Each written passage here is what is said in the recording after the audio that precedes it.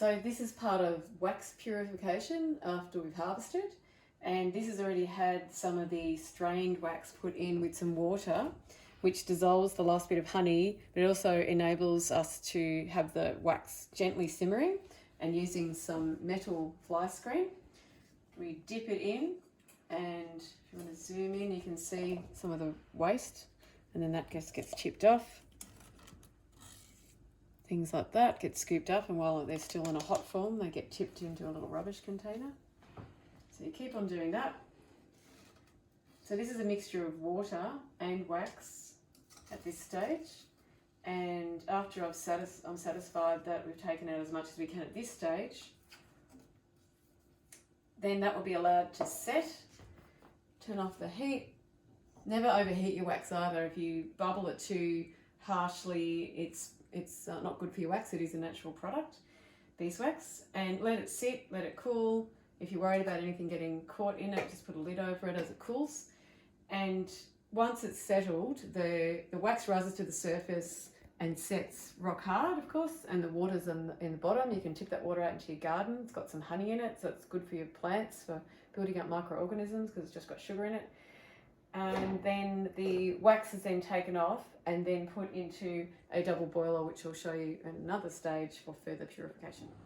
So here we have capping wax that's been scraped off to allow the frames to be spun out, and that has been slowly filtering through the sieve to catch all the wax, and we've also poured a lot of this off already. But the last stage is to heat extract this by means of putting it in a double boiler. So the double boiler just means that your water, your heat source is separated by a little aluminium pot such as this. This is a little pudding basin, and you gently boil the water, which is a bit more gentle on the wax and the honey.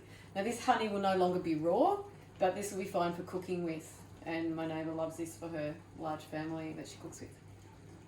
So we took this capping wax, which is the outside edges of the frames.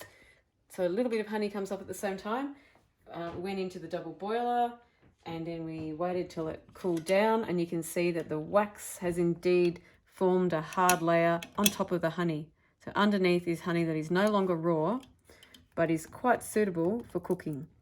So all we have to do is access the honey through the wax, and just need a little pouring area. And then to be on the safe side, we use a sieve. Oops, you don't really want that water going in, but one drop went in. And we pour that in. I've set it up with a funnel and a sieve so that it goes more easily into the jar. And it's just an old jar I'm using to indicate that this is cooking honey. It's quite runny at the moment because it's still quite warm. As I said, no longer raw, but good for cooking. And it's just a resource that is a shame to be wasted. If you don't want to use non-raw honey or heated honey at all, then can I suggest that you still use its sugary qualities to help microorganisms in your soil. So you can dilute it as you would molasses, 1 in 5 I think it is, and dilute it and put it around your garden, 1 in 5 with water. So this wax now can be, you'll see the clean wax is on the top, the detritusy sort of stuff is on the bottom, and this will now go into the pot as we did before.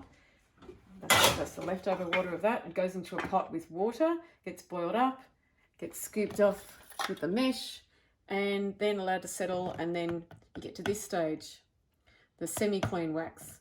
This is then put back into the double boiler for the final wax purification.